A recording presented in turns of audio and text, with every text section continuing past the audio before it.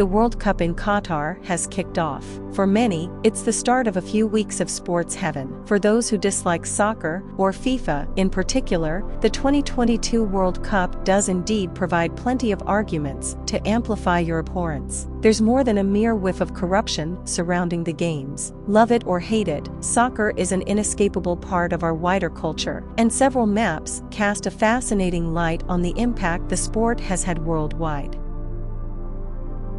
On business in Dublin last week, I spent a non-business hour in the Ferryman, a pub just off Samuel Beckett Bridge. Right next to the bar, a map of Europe's major football nations caught my eye. Britain was absent.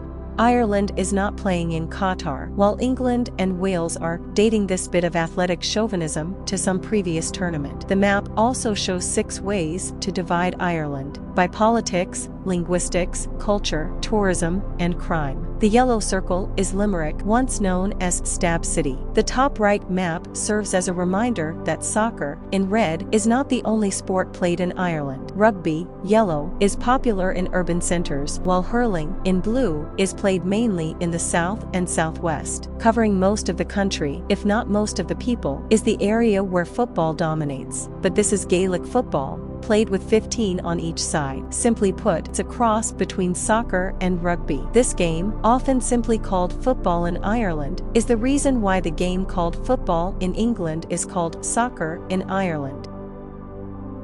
This brings us to the biggest question of all. Do you call it football or soccer? As the Irish example indicates, if there's a native sport that also stakes a claim to the former term, the latter one will be preferred, as is the case in the US and Australia. A few other places also prefer soccer or its derivations, including Southern Africa, the southern half of the Philippines, but not the northern, and Japan. Most of the world, however, goes with football, variations of that word, football in Portuguese, or literal translations, jalkapallo in Finnish. The Italian word calcio is one of the few exceptions to the football/soccer dichotomy, deriving instead from the verb calciare, which means to kick.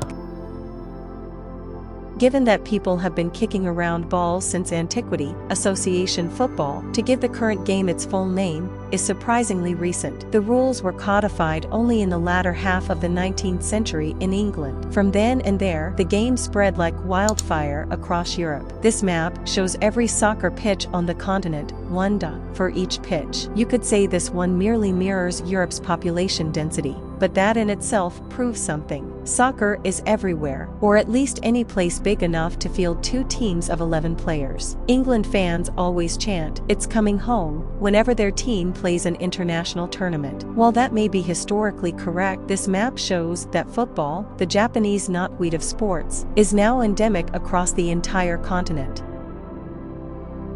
Though football is everywhere, it is not necessarily the most popular spectator sport in every country, not even in Europe. As this map shows, Finns and Latvians would rather be watching ice hockey, as would Canadians, while Estonians and Lithuanians prefer basketball, as do Filipinos. The number 1 sport in Ireland is Gaelic football, in the US, American football, and in Australia, Australian football. Baseball rules the roost in a few Latin American countries, Cuba, the Dominican Republic, Nicaragua, Panama, and Venezuela, and 2 East Asian ones, Japan and Taiwan. Pakistanis and Indians agree at least on this. Cricket is the number 1 sport to watch. New Zealanders get their kicks, so to speak, from rugby. Mongolians would rather watch wrestling, while Cambodians are most into volleyball. But in the rest of the world, that's all of Africa, most of Latin America, most of Europe, and most of Asia, soccer is on top. No wonder FIFA gets money thrown after it.